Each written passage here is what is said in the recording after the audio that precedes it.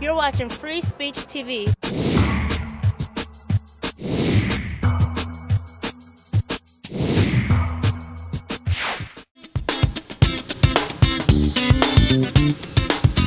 From Pacifica, this is Democracy Now! We're broadcasting from the Bolivian town of Tiquipaya, just outside Cochabamba. We have two paths, either Pachamama or death.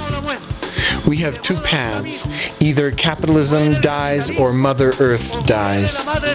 Either capitalism lives or Mother Earth lives. Of course, brothers and sisters, we are here for life, for humanity, and for the rights of Mother Earth. Bolivian President Evo Morales speaks before thousands at the opening of the World People's Summit on Climate Change and Rights of Mother Earth here in Bolivia. Morales is calling for the creation of an international climate justice tribunal. President Morales joins us today for the hour. All that and more coming up.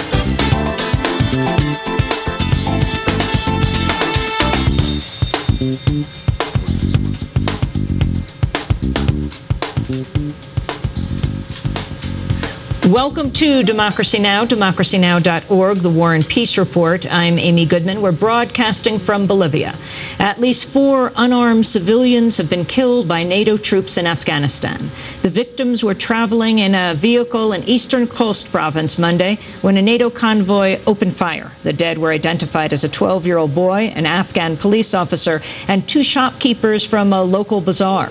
In a statement, the U.S.-led NATO force said the victims were 2, quote, known insurgents and their, quote, associates, but didn't offer proof and also didn't dispute Afghan claims they were unarmed. The shooting comes 1 week after U.S. troops killed 5 Afghan civilians and wounded 18 others after firing on a passenger bus near Kandahar. Argentina's last dictator has been sentenced to 25 years in prison for the kidnapping and torture of dissidents under the Argentine military regime.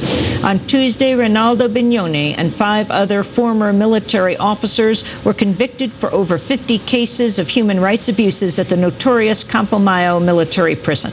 Bignone headed the Argentina Junta from 1982 to 83, but was convicted for crimes during his time as commander at Campo Mayo. The Iraqi government is facing allegations of running a secret prison where Sunni prisoners have been tortured in Baghdad. The Los Angeles Times reported this week over 100 Sunni prisoners were subjected to beatings, electric shocks, and suffocation with plastic bags at the prison. The prisoners were detained by the Shiite-dominant Iraqi military in a northern province last year. The alleged abuses only came to light last month after family members spent several months looking for the prisoners. The Israeli government is warning it will resist any U.S. effort to impose a peace settlement to resolve the Israel-Palestine conflict. There has been recent speculation President Obama will push forward his own plan if Israel continues to expand West Bank settlements and reject final status talks. On Tuesday, the Israeli Foreign Minister Avigdor Lieberman issued a warning to the U.S. and repeated Israel's claim to all of Jerusalem. Lieberman spoke as Israel marked its 62nd day of independence. Any attempt to force a solution on the parties without establishing a foundation of mutual trust will only deepen the conflict. Peace cannot be enforced. It must be built. It is our right to reaffirm on the day of our rededication of our national independence that the city, north and south, east and west, is entirely under Israel's sovereignty, our eternal capital city. It cannot be divided and will never again be divided, neither directly nor indirectly.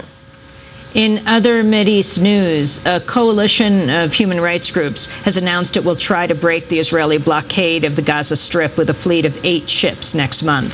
The Free Gaza movement says over 600 passengers will attempt to reach the port of Gaza and deliver supplies barred under the Israeli blockade. The flagship vessel will depart from Ireland and will be named after the American peace activist Rachel Corrie, who was crushed to death by an Israeli military bulldozer March 16, 2003. 2003. Israel stopped at least 3 Free Gaza sailings since January 2009. One Free Gaza ship almost sunk after being deliberately rammed by an Israeli vessel. Israel intercepted another ship in international waters and arrested all of its passengers. Another ship was forced to turn back after the Israeli Navy threatened to shoot the civilian passengers on board. The World People's Conference on Climate Change and the Rights of Mother Earth has begun here in Bolivia. On Tuesday, Bolivian President Evo Morales opened the summit with a call for the creation of an international climate justice tribunal at the United Nations and the passage of a UN Declaration of the Rights of Mother Earth. Morales said he called the summit in part to address the failure of the world's richest countries to reduce emissions of greenhouse gases. Estamos aquí reunidos. We are gathered here because the so-called developed countries didn't meet their obligation of establishing substantial commitments to cutting greenhouse gas emissions in Copenhagen.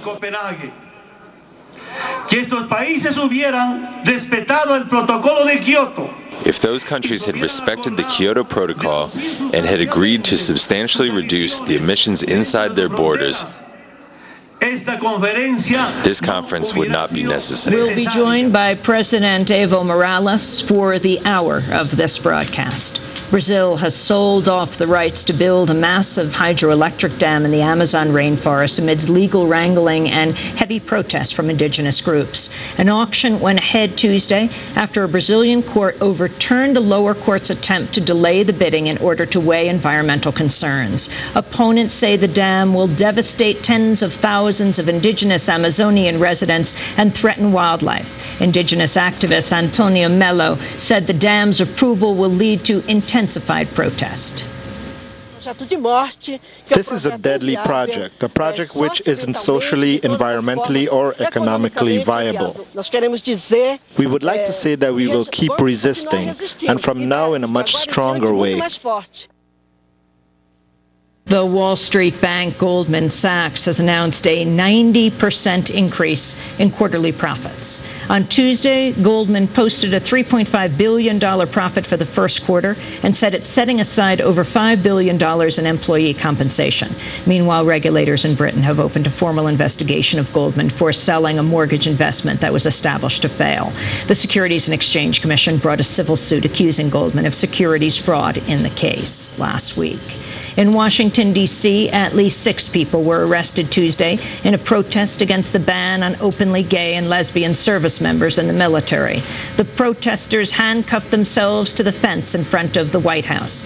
The group included Lieutenant Dan Choi, an openly gay service member who's faced discharge since publicly defying Don't Ask, Don't Tell last year. Choi was arrested in a similar action in front of the White House last month. The protests came one day after gay rights activists confronted President Obama as he addressed a fundraiser for California Senator Barbara Boxer in Los Angeles. The activists urged Obama to carry out his vow to repeal Don't Ask, Don't Tell. Obama responded by insisting he'll eventually fulfill his pledge. What the young man was talking about was we need to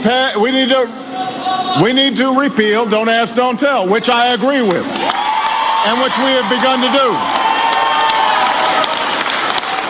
But let me say this, when you've got an ally like Barbara Boxer, and you've got an ally like me, who are standing for the same thing, then you don't know exactly why you got to holler, because we already hear you.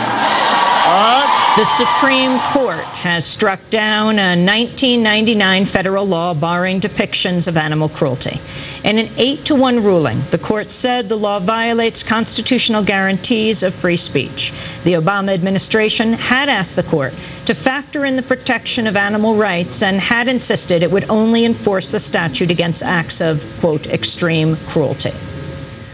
The Pentagon's facing calls to cancel a scheduled appearance by a leading evangelist over previous comments denigrating the Islamic religion. The evangelist, Franklin Graham, has been invited to speak at the Pentagon on May 6th, the National Day of Prayer. Shortly after the 9/11 attacks, Graham said Islam, quote, is a very evil and wicked religion. A spokesperson says Graham hasn't changed those views. Graham is the son of the well-known evangelist, Billy Graham.